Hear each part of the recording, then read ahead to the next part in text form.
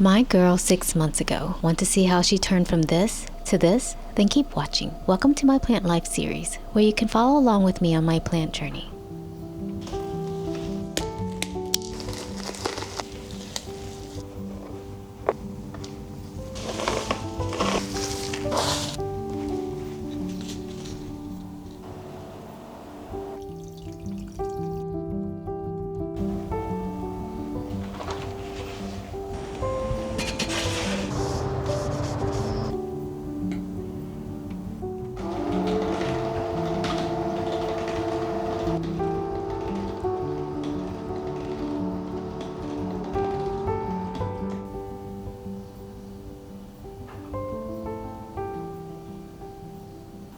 It has been 3 to 4 years since I was gifted this from a dear friend, and it has been in the same pot since then. It is pretty dense and is needing water more often.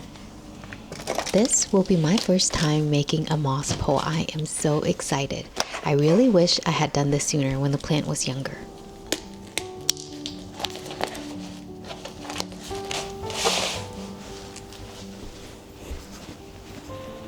These coco coir moss poles were not a great option for these types of plants. They require something more substantial. The wooden stakes also ended up rotting and breaking over time.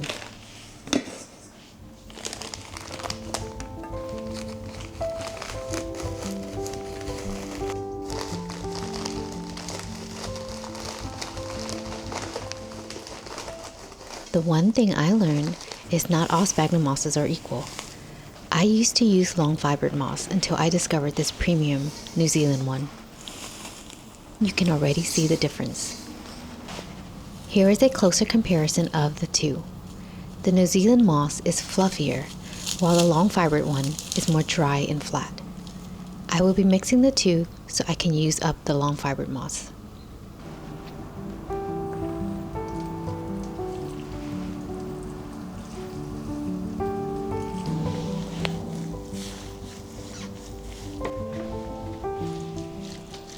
After the moss hydrates for about 15 to 30 minutes, squeeze out the excess water.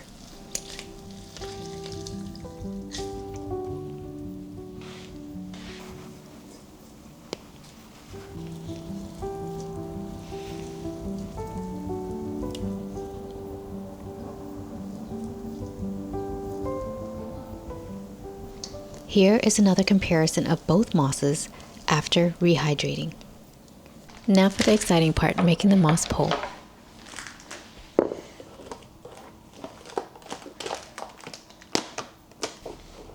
You want the pole to be large enough to hold up the plant, but not too big, because you would have to use a lot of moss. Mine ended up being about 3 inches in diameter, 20 columns wide, and 2 feet tall. I will link the wire mesh down in the description.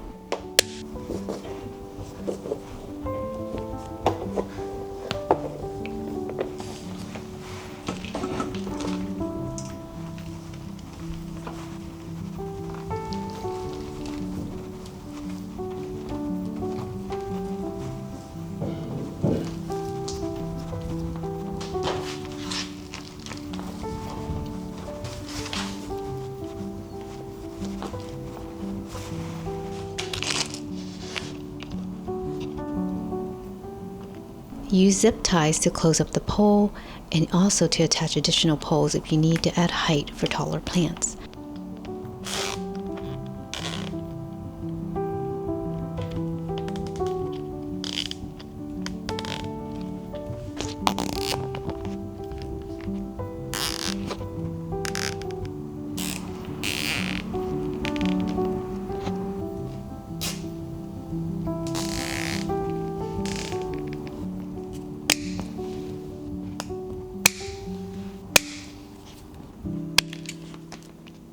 When filling up the moss, you want to leave about 4 to 6 inches empty from the bottom, depending on how big the pot is, to fill with soil, so that way you're saving on moss.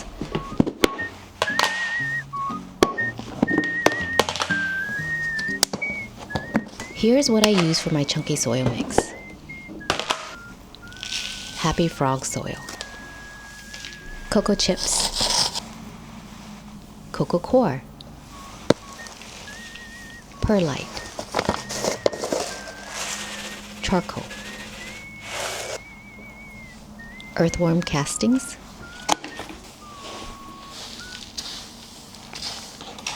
and sphagnum moss.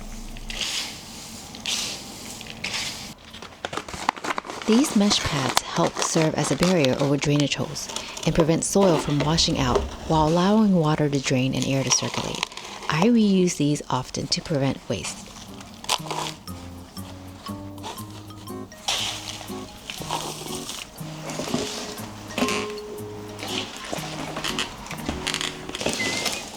As you can see, I was really struggling here. This took me some time to remove.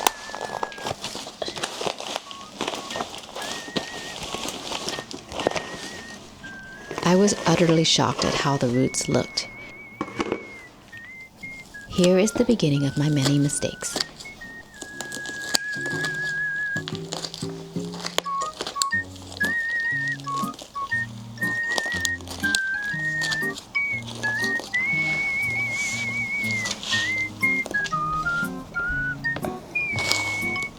My second mistake, not removing all the dead roots in the older soil.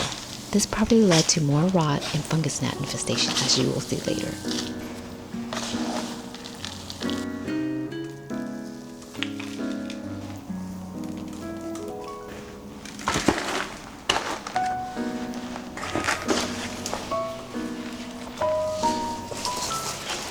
At this point, I was trying to loosen the roots to fit in the pot. Another mistake, just adding too much stress on the plant already from the repotting and root pruning. To attach two poles together, you'll need a bamboo stick to go in between. That and the zip ties will help secure them together.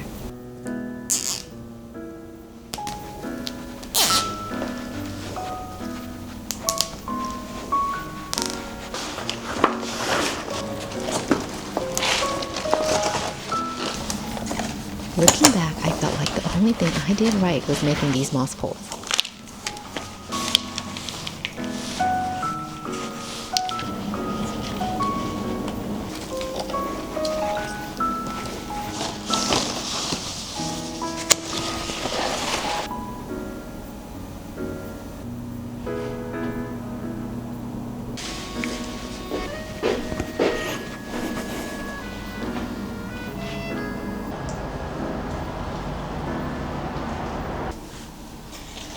I saw lots of yellowing and I thought maybe the plant is acclimating. So what I did was prune those leaves off to help conserve energy.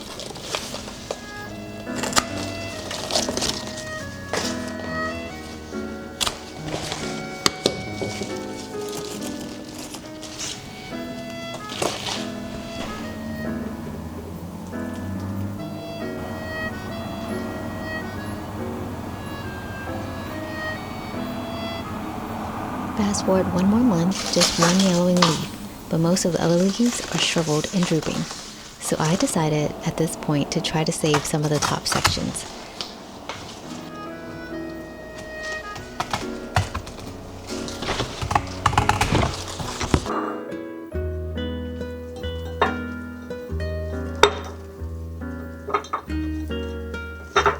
This is my first time trying to root a Monstera in water, and I probably should have let them callus over first.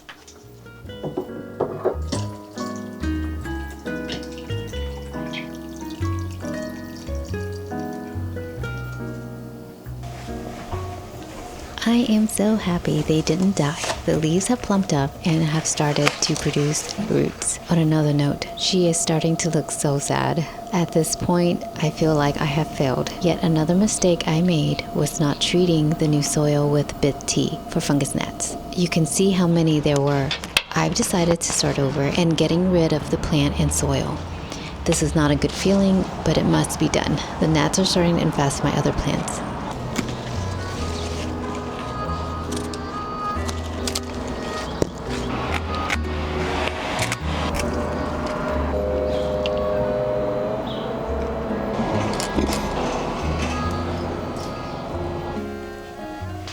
It has been 5 months since the first repot, and look at her. She has sprouted a new baby, and she is so cute. The roots are even more prominent now, and I think it's time to give her a new home.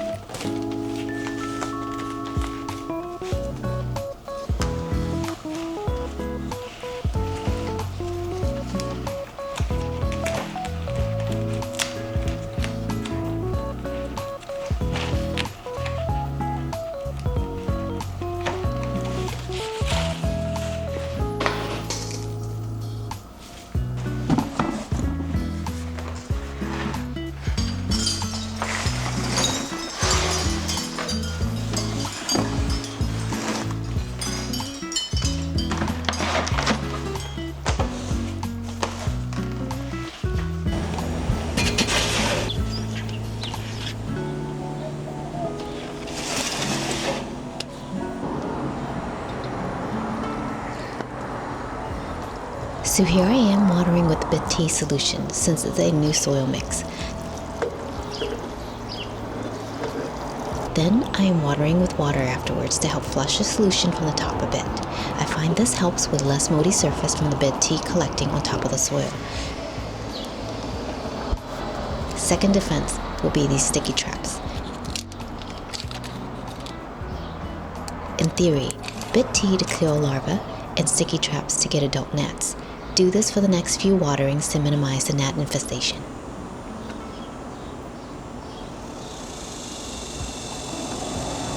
The last step is to give the leaves a good wipe down with a spray infused with a touch of essential oils. I made this myself. This helps remove dust so that plants can breathe and photosynthesize. It also helps to deter and spot pests earlier on. Do this once a month. Taking care of plants is definitely a skill, and one that requires a lot of patience. Plants not only make our home beautiful, but some help clean our air and provide us with nutrients. For me personally, plants are therapeutic. Whenever my mood isn't great, or if I'm having some head pressure from migraines, tending to them almost always makes them go away. Till next time, happy planting.